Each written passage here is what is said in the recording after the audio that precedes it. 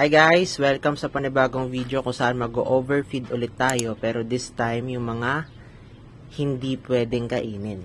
Gaya netong mga bigas, ayan, kanin. Tapos may cheese yan and mga nabubulok na talaga.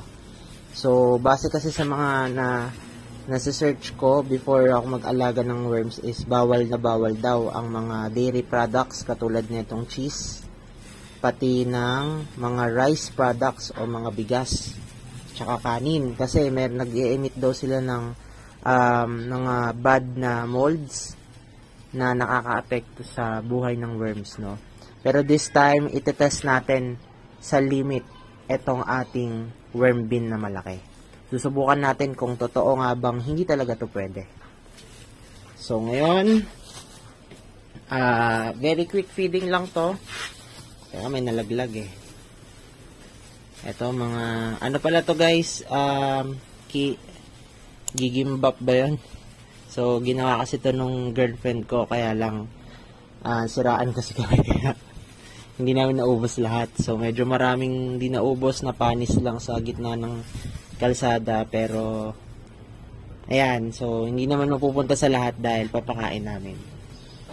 So, ngayon, ano lang, hukay lang kami, tapos ilulubog lang natin siya.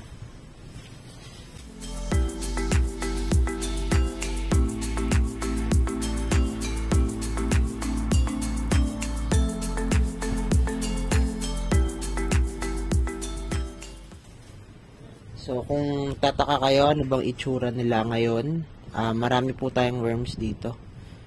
Ito, medyo naputol ko yung buntot. Sorry na.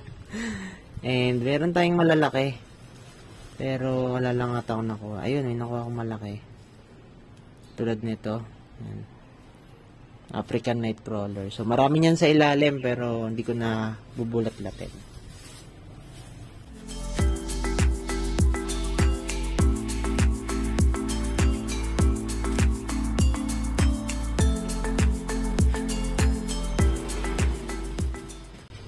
So, naglagay na kasi ako last time ng mga karton, kita nyo naman. Kaya, hindi na ako magdadagdag ng karton.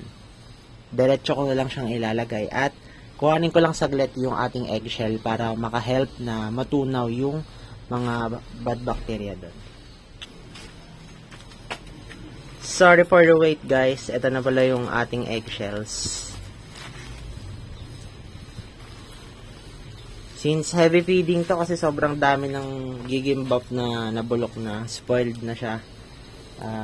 Lagyan ko lang ng first layer ng eggshell. So ginagawa natin to para mas mabilis nilang ma-breakdown yung mga decompose na pinapakain natin kasi wala silang ngipin. And after nun, gagawin natin siya layer by layer. Layer by layer. Yan. So, unang gigimbap. Sayang yan kasi masarap pa man din yung gawa ng girlfriend ko, kaya lang wala tayong choice.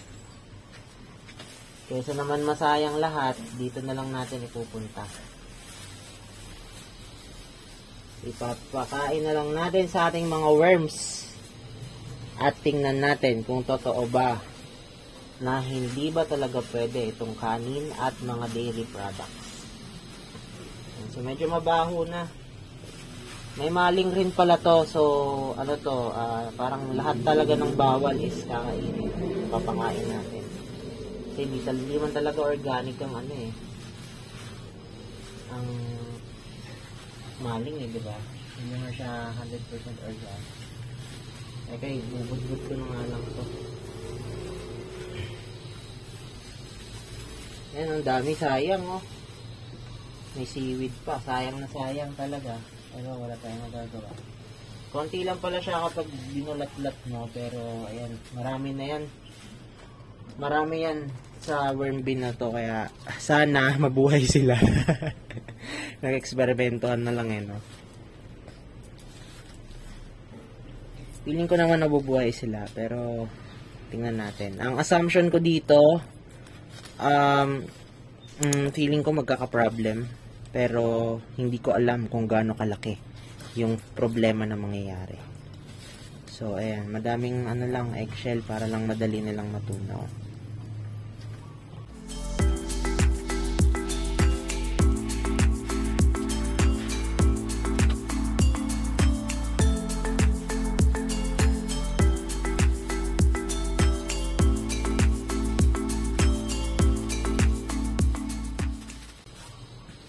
Ito, tatapon na natin ito dahil bakit. Yan. And that's it para sa feeding na to. And siguro mga 2 weeks from now, i-update ko kayo regarding sa mga nangyari. See you again and bye-bye! Abangan ang aming videos every Tuesday, 6 PM ng hapon regarding worms featuring our African night crawlers.